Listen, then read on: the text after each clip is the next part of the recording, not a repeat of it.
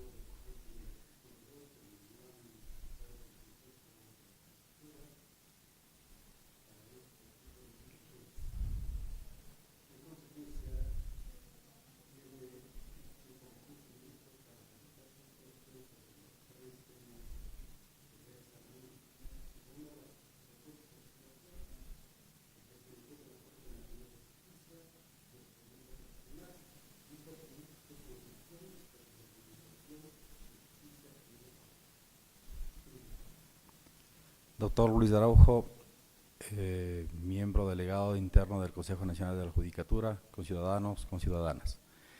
Es importante señalar que mis nombres completos son Rómulo Darío Velástegui Enríquez, oriundo del Cantón Salcedo, provincia de Cotopaxi, donde realicé mis estudios primarios y secundarios. Vivo aquí en el Cantón Quito por más de 20 años por motivos académicos y profesionales. Quiero poner en su conocimiento, además, mi experiencia académica, profesional y docente, por las cuales considero que estoy totalmente capacitado para ocupar el cargo para el cual me encuentro postulando. Mi formación académica de pregrado se puede establecer desde mis inicios profesionales en la Universidad Central del Ecuador, donde obtuve el título de doctor en jurisprudencia y abogados de los tribunales y juzgados de la República.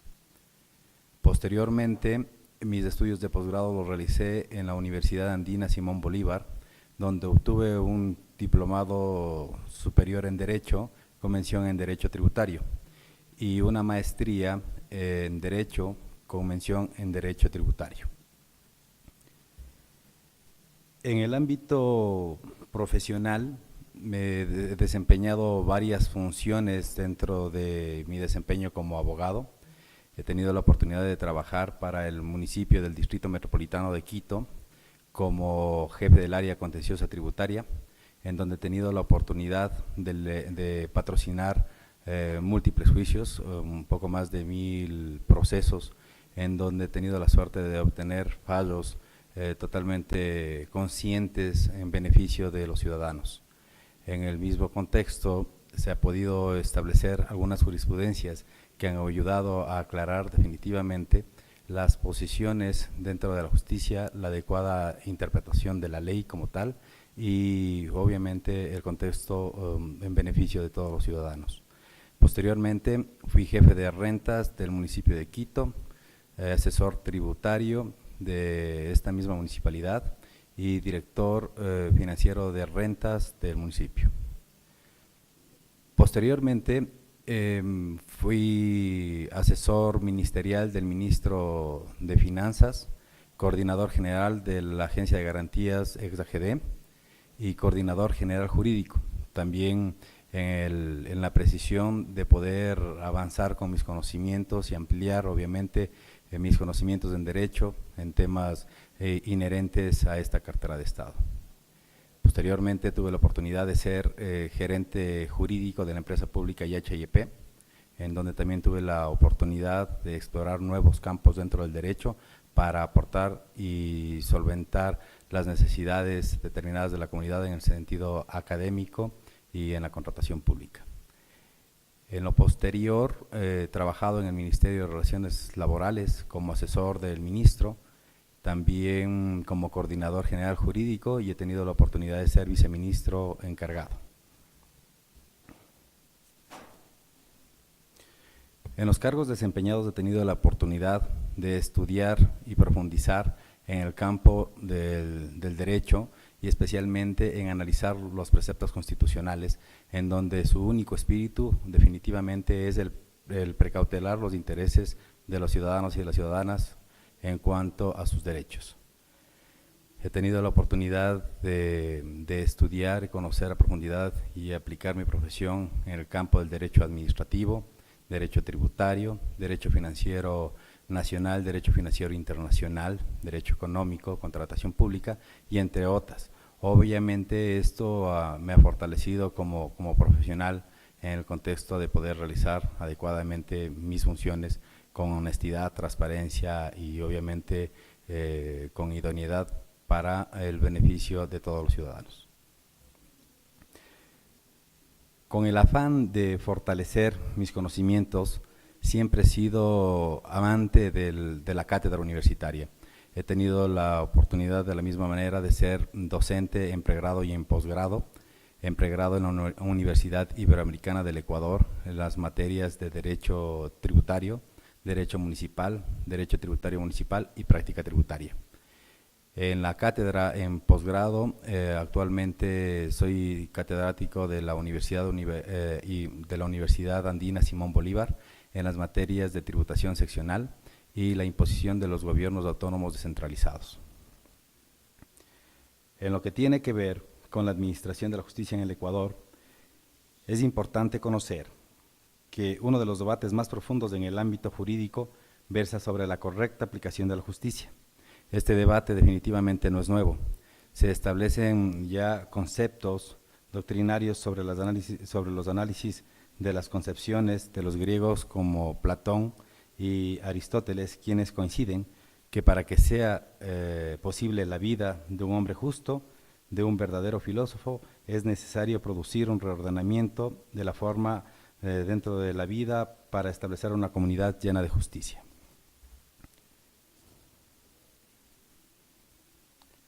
De la misma manera, se puede colegir que el juez debe decidir con arreglo a la sana crítica.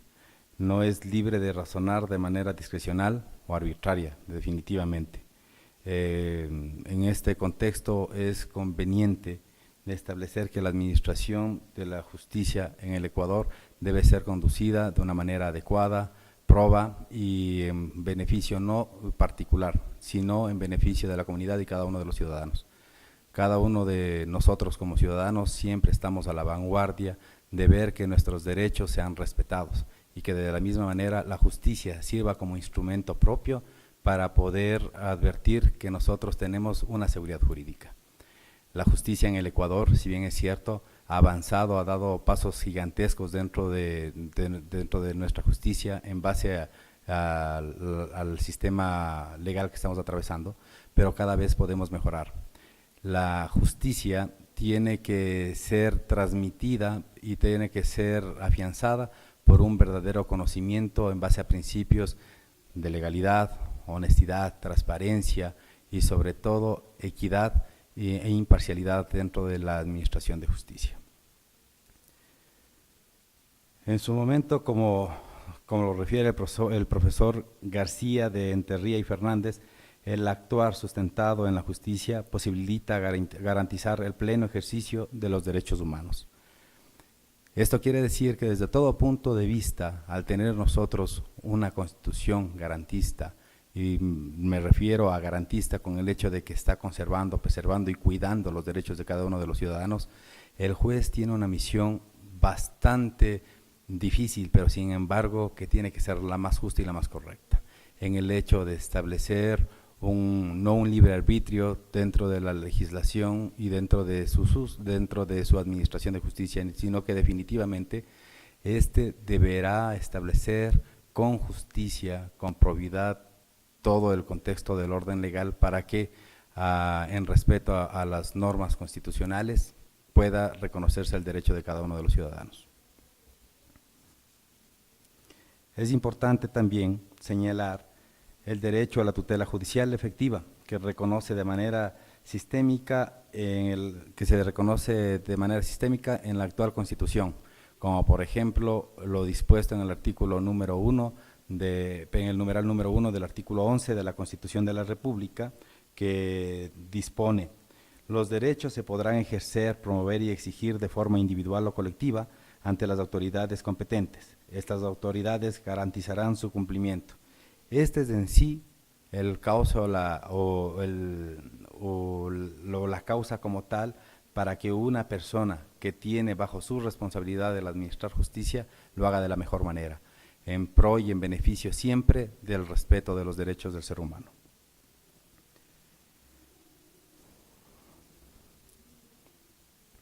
En cuanto a la justificación de la aspiración para pertenecer a la Corte Nacional de Justicia, puedo establecer y decir que mi experiencia académica y profesional ha sido fruto de mi esfuerzo personal y a veces incluso el sacrificio de mi familia.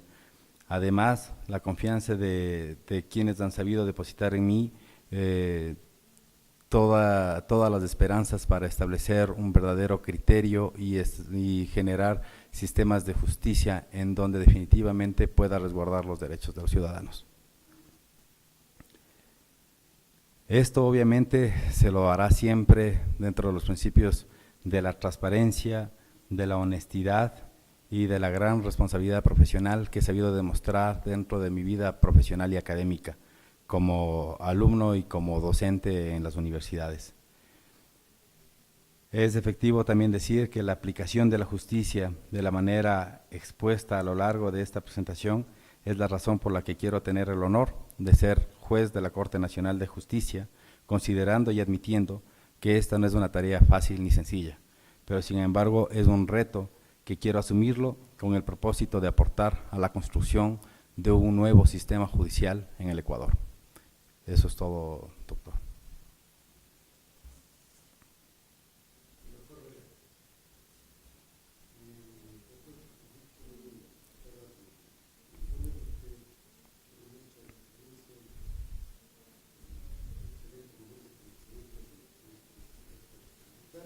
Uh-huh.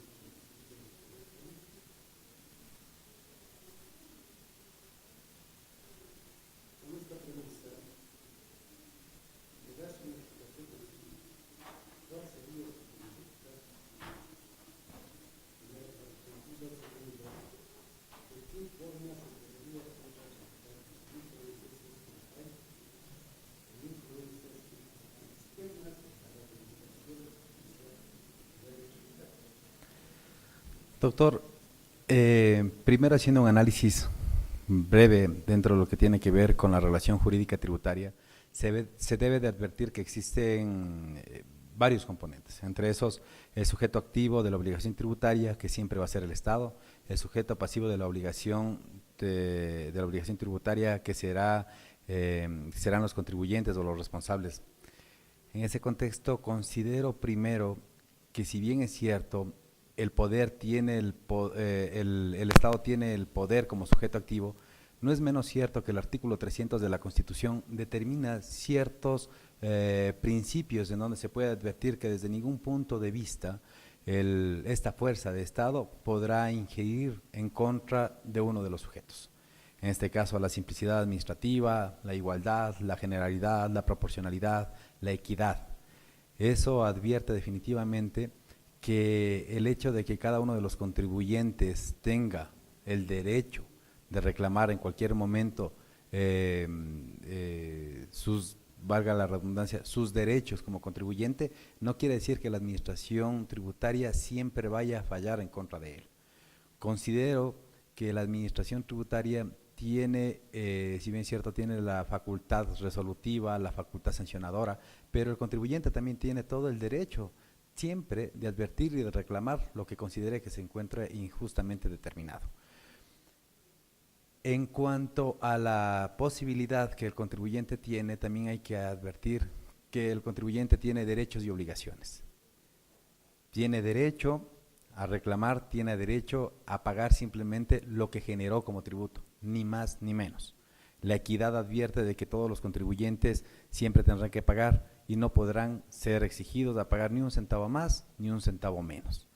En lo que tiene que ver con la administración de justicia en materia tributaria, se han advertido varios fallos donde también se ha hecho análisis sobre doctrinas en base a los principios de la tributación, principios universales, como vuelvo y repito, como la generalidad, la universalidad, la equidad tributaria.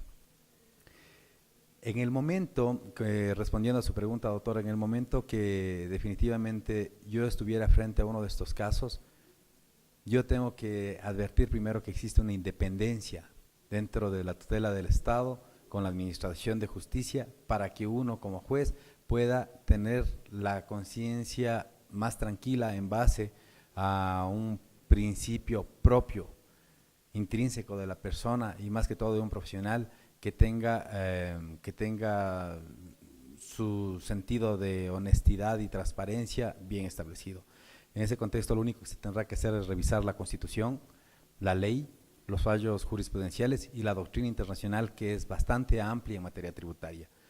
Considero que siempre habrá críticas si es que los jueces fallan a favor del Estado o a favor del contribuyente, porque obviamente la disconformidad en materia tributaria, sabiendo que existen erogación de recursos económicos que van a afectar la riqueza de cada uno de los contribuyentes, siempre serán cuestionadas, en más y en menos. Pero sí se puede advertir que la independencia dentro de la justicia, al constituirse la Corte Nacional de Justicia en el cierre del procedimiento judicial, esta tendrá que velar por el cumplimiento de la Constitución y de los ciudadanos. Obviamente, hablando en materia tributaria, y perdón que haga énfasis en el hecho de la equidad siempre va a primar versus cualquier interés generado dentro del Estado de cualquier contribuyente. La independencia, la honestidad, la transparencia de las personas, y en este caso como jueces, siempre debe estar al arbitrio y al servicio de que se haga definitivamente justicia y no que se ceda a ciertas intenciones por parte de cualquiera de los sujetos, en este caso el sujeto activo o sujeto pasivo. Siempre va a ser el tema basado en los principios propios de las personas. De lo que usted acaba de expresar, se podría concluir la importancia que tiene dentro de un fallo que se expida la parte de la fundamentación del mismo. ¿No? Que parece que una de las deficiencias que se notan en algunos fallos es la carencia de una fundamentación correcta. ¿No? Y eso da lugar exactamente a interpretaciones de cualquier índole a favor de cualquiera de las partes, porque desgraciadamente cuando se administra justicia no hay cómo contentar a las dos partes. A las dos partes, así es. Si me permite, doctor, en ese caso, obviamente, la misma concepción de un fallo judicial siempre debe establecer se debe establecer por un tema de exposición, consideración y resolución, ¿no? Entonces, la exposición me dará el sentido común de lo que las partes quieren. La consideración, yo deberé advertir los fallos jurisprudenciales, el respeto a la Constitución, al respeto a la ley, y dentro de la ejecución como tal, para resolver y para administrar justicia, siempre se tendrá que advertir igual una vez que se haya cumplido con el debido proceso, lo más justo en base a la consideración y a la exposición. No se puede simplemente tomar una decisión cuando no he tenido los elementos de valor suficientes como para que yo pueda determinar cuál va a ser el sentido propio sin que haya hecho un análisis previo. En ese contexto, creo que en materia tributaria, si bien es cierto, es una materia árida por su propio conocimiento y por lo ambiguo que resulta y lo técnico que puede tornarse en algún momento en la materia del derecho, esa es la misión de cada uno de los abogados, especialmente de los que alguna vez tuvimos la oportunidad de estudiar y profundizar en derecho tributario. El velar por los derechos tanto del contribuyente como sujeto pasivo de la obligación tributaria y también de los derechos del Estado, precautelando justamente a los dos dentro del contexto y al arbitrio de lo que definitivamente advierte la Constitución. Vuelvo e insisto en la parte inicial de mi presentación cuando hablaba de la Constitución. Al velar por los derechos fundamentales de los ciudadanos, y como no puede ser de otra manera, en materia tributaria el artículo 300 es claro al determinar cuáles son los principios los que se deben respetar para que definitivamente no existan violaciones desde ningún punto de vista en el carácter judicial y de los derechos de los contribuyentes y del Estado. Muchas gracias.